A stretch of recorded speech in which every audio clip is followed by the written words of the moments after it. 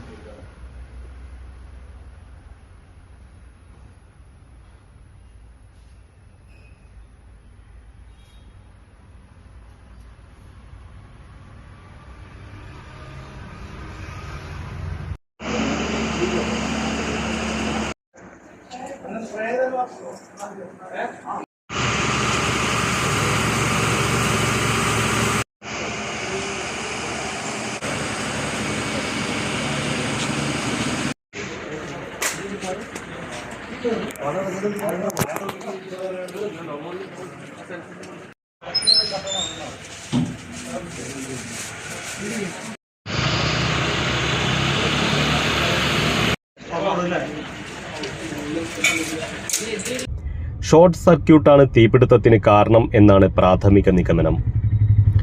കഴിഞ്ഞ ദിവസം രാത്രി 12:30 കടയടച്ച് വീട്ടിലേക്ക് പോകുന്നതിനിടയിലാണ് സംഭവം അറിഞ്ഞതെന്ന് കടയുടമകൾ പറഞ്ഞു.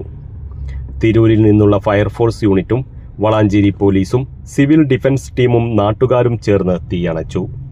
ഫർണിച്ചർ ഒഴികെ മെഷീനറി സംവിധാനങ്ങൾ പൂർണ്ണമായും കത്തിനശിച്ചതായും കടയുടമകൾ പറഞ്ഞു. News desk Valanchery online.